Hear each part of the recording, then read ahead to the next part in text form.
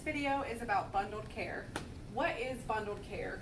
Bundled care are pathways that use core measures to outline best practice for various conditions and infections.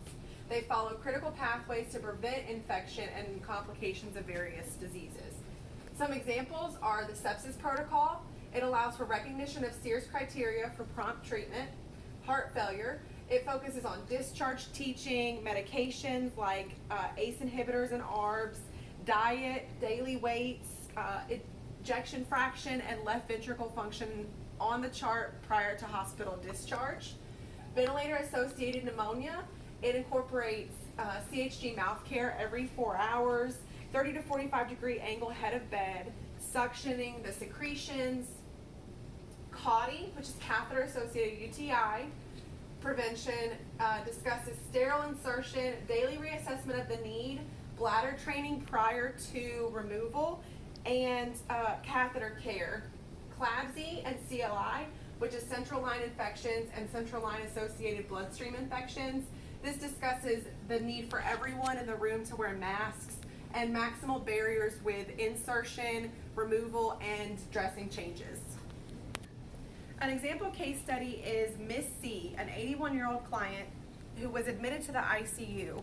She has a history of mitral valve regurgitation and left ventricular failure, and she was admitted to the ED with symptoms of increasing shortness of breath.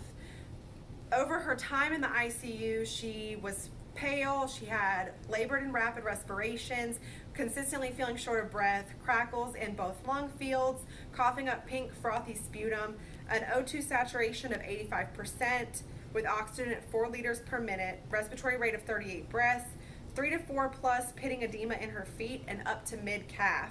With the head of the bed elevated to 75 degrees, her jugular veins were distended up to her jaw.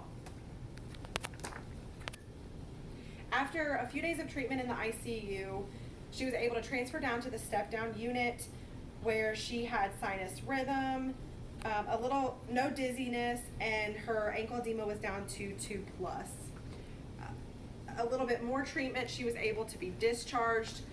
Her discharge medications were furosemide 40 milligrams a day, aspirin 81 milligrams a day, potassium chloride 3 times a day, enalapril 2.5 milligrams a day, and carvedilol 3.125 milligrams per day.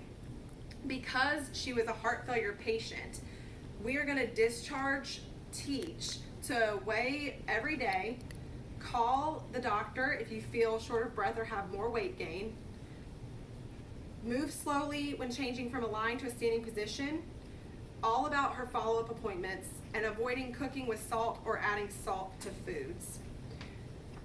National guidelines and heart failure core measures indicate the discharge instructions for clients with heart failure should address topics such as weight monitoring through daily weights, low salt diet to reduce fluid retention, follow-up appointments, medications, activity levels, and what to do if symptoms recur.